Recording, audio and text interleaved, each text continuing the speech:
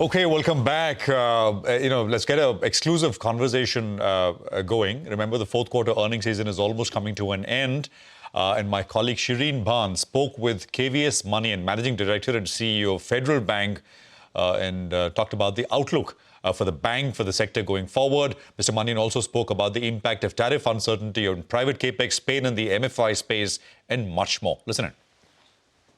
Let me start by asking you about what the outlook is for banks, specifically yours, and for the industry in general, in light of what we've seen with liquidity, in light of the possibility of another rate cut, etc. What's sentiment looking like today? So, Shereen, liquidity is better in the system, and that is good news for the sector.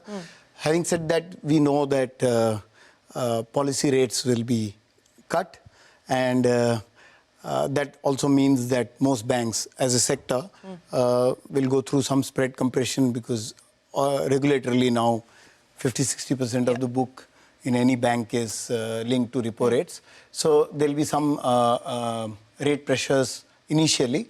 Of course, as the deposit costs catch up over the period, there should be relief on spread compressions. Having said that, I think in general the assumption is that economy remains in good shape, and one can argue whether 6.3, 6.5, but a six-handle growth in the economy continues.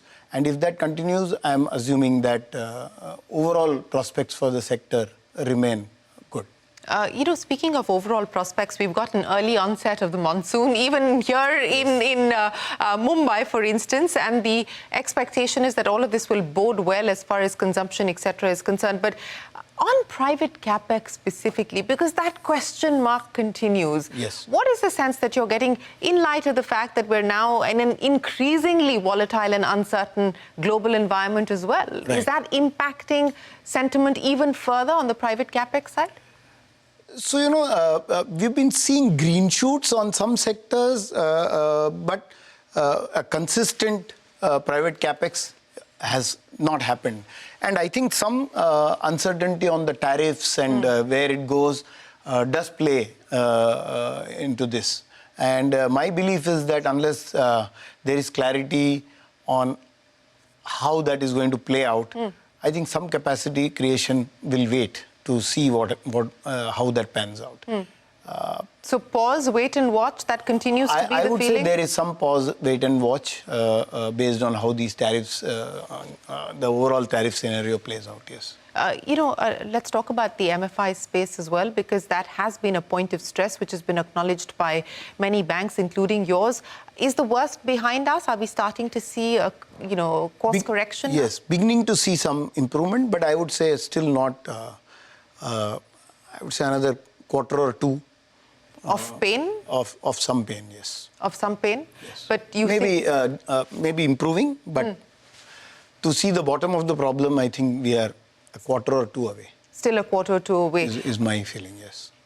And specifically as far as the gold loan side is concerned, the RBI draft guidelines, you have an exposure in the gold loan market also. What do you see as the implications, the impact of the draft guidelines that the regulator is looking at? Yeah, the draft guidelines are quite good. Actually, they level the playing field in all ways.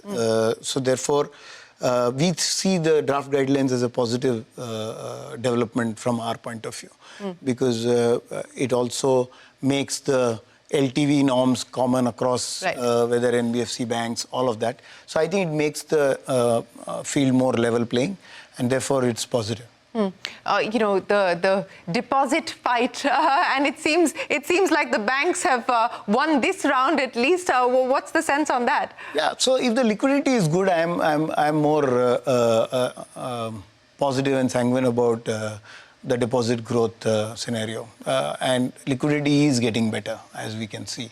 And of course the rates are lower, and that's not necessarily good for deposits as a product. But two things. One, if there is growth, and if there is then I see banking sector in general doing well, and therefore attracting credit side growth as well as some deposit side growth. And I'm reasonably positive on the growth side. Second is if liquidity continues to be good, which is what RBI's intention, clearly stated intention seems. If it remains good, I think it is good for the sector.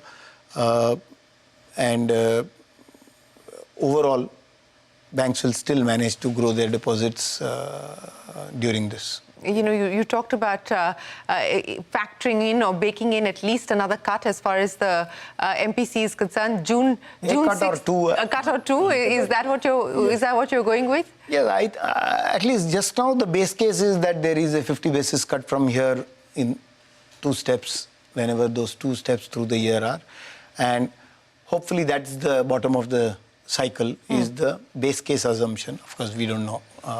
Whether there are more cuts than that, that will be, looks unlikely today. Yeah, I think the street is factoring in 2 cuts as well at this point in time. Savings rate cut. HDFC Bank moved SBI holding. What's your take on that? No, but SBI is already at 2.7. So we cut our rates as well to 2.75. And see, there is not that much wiggle room there, but can it go to 250 maybe? It will. So a matter of time, you think? If 50 basis cut comes, yes. It's probably a matter of time. So overall, at this point, what do you see as the tailwinds, but also what do you see as the most significant headwinds that you're bracing yourself for? So tailwind is, of course, the economy at 6.5% growth rate is the tailwind. But headwind is, of course, if the growth doesn't translate into credit growth, because at least many economists have penciled in a growth rate just about the same, or maybe some of them are even penciling a slightly lower growth rate on credit. So that's where I think the headwinds can come, whether it translates into the right amount of credit growth or not. That could be the headwind. Okay, 50 points lower on the Nifty is what you have. Interesting conversation. And of course, we'll play out snippets of that conversation with Mr. Manian through the course of the day.